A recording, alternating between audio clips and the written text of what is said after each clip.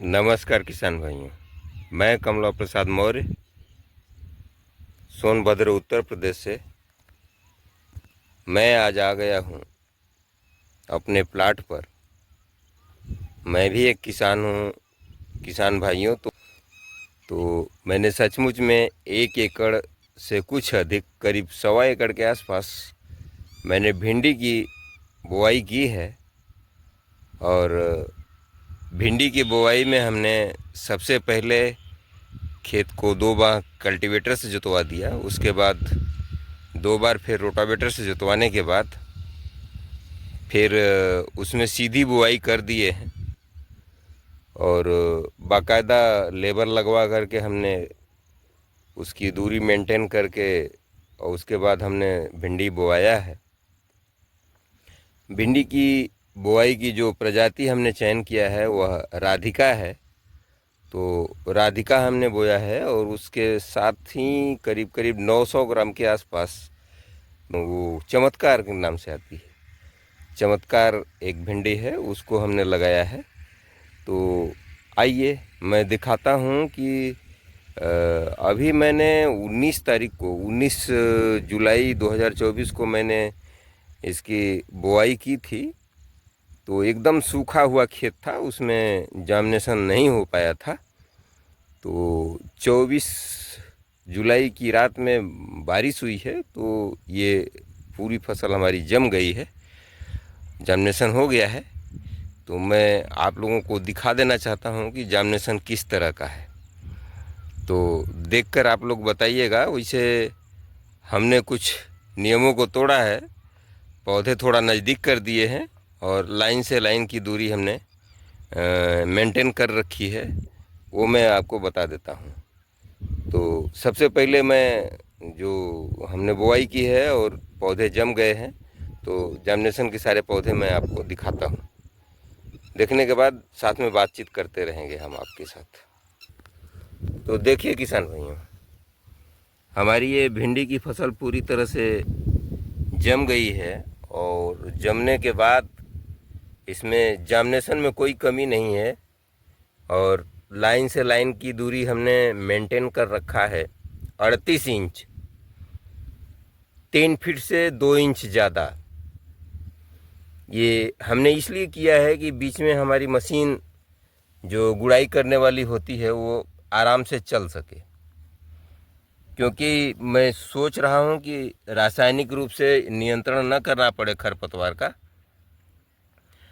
और मशीन से ही गुड़ाई करके मैं इस खरपतवार को भी नष्ट कर दूंगा।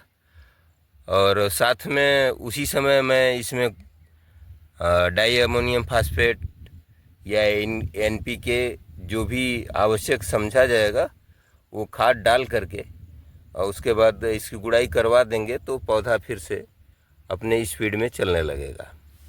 तो जैसा कि आप देख रहे हैं, जार्मिनेशन में कोई कमी नहीं है।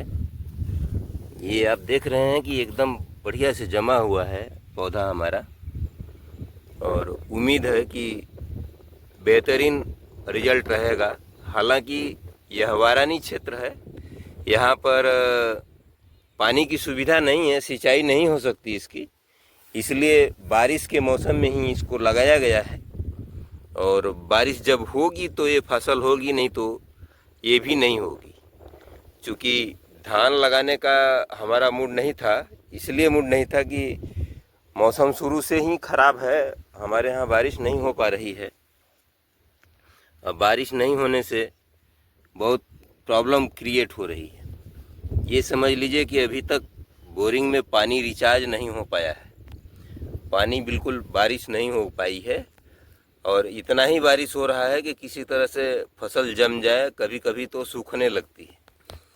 तो मैं ये सोच रहा हूँ कि ये हम भी ट्रायल करके देखते हैं।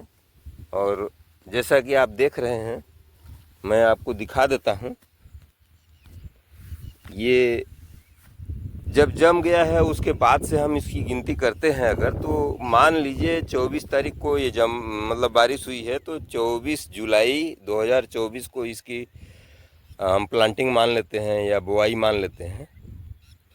उसके बाद फिर जो है जैसा कि आप देख रहे हैं कि पूरा का पूरा फसल बहुत बेहतरीन जर्मिनेशन हुआ है। और जर्मिनेशन के बाद फिर हम इसकी वहीं करीब 15 के आसपास, 15 से 17 के बीच में इस पर जो है करेंगे प्रयोग। इसकी गुड़ाई करवाना है और इसमें खाद देना है।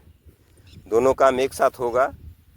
हमने बाकायदा रस्सी खींच करके 38 इंच की दूरी पर मैंने लाइन से लाइन का पूरा व्यवस्था किया है और इस तरह से हमने इसकी बुआई की है। आपको वीडियो में दिख रहा होगा कि एकदम लाइन से और विधिवत पूरा का पूरा जम गया है। मैंने पौधे से पौधे की दूरी मानक से कम रख कर दिया है। मानक 1 फीट का होता है, लेकिन मैं इसको 6 इंची पर 5 इंची पर ही लगवा दिया हूँ। अब देखते हैं रिजल्ट कैसा होता है।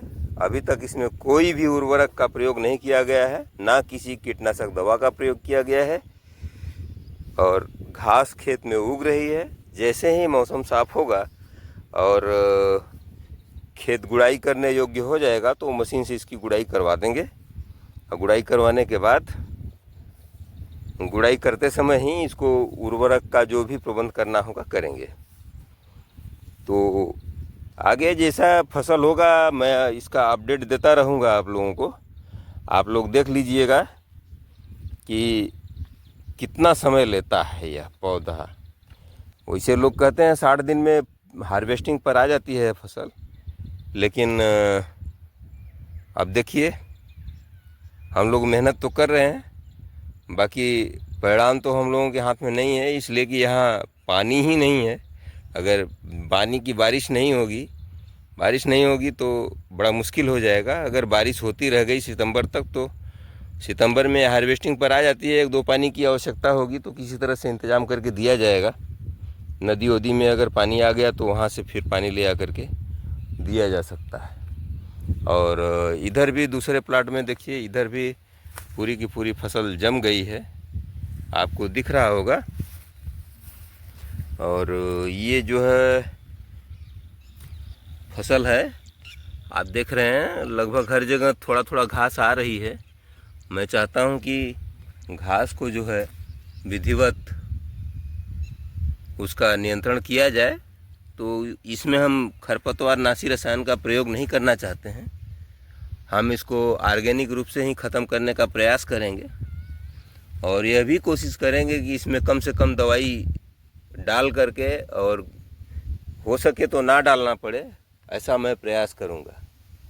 तो आप देख लिए हैं। अब मैं चाहता हूँ कि अब इसका जब सेवा हो जाएगा, पूरा गुड़ाई हो जाएगी और पौधा विकसित हो जाएगा तो मैं इसका अपडेट में फिर से वीडियो बना करके आप लोगों को दिखा दूंगा कि एक वारानी क्षेत्र में जहाँ पानी ही नहीं है, बिल्कुल नहीं। ये देखिए बोरिंग कराया गया लेकिन ये पूरा का पूरा ड्राई है, इसमें पानी नहीं निकला और सारा पैसा लगभग 2 बोरिंग कराया गया, दोनों में पानी नहीं निकला। हम लोग काफ़ी परेशान हो गए और इसमें करीब करीब 1.5 लाख रुपए के आसपास डूब गया। इसमें पानी ही नहीं निकला तो क्या हो सकता है। थोड़ा सा खेत दूसरे टाइप का, उसमें गड्ढा टाइप का है, तो उसमें से पानी निकालने के लिए नाली बना दी गई है। बाकी आप देख रहे हैं कि पौधा बहुत बढ़िया जर्मिनेशन हुआ है। अब इसको देखते हैं कि हम लोग किस तरह से पूरा कंप्लीट करते हैं।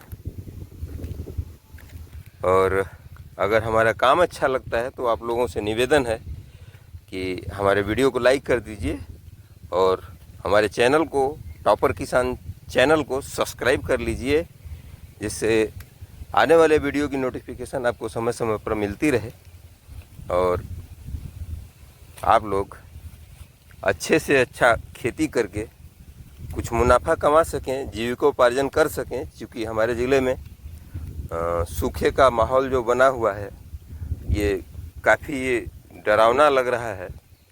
जैसा आप देख रहे हैं मिट्टी एकदम सूखी हुई है इधर। अभी कल रात में थोड़ा सा फुहारा पड़ा था जो पर्याप्त नहीं था। तो ठीक है, नमस्कार, धन्यवाद, जय भारत।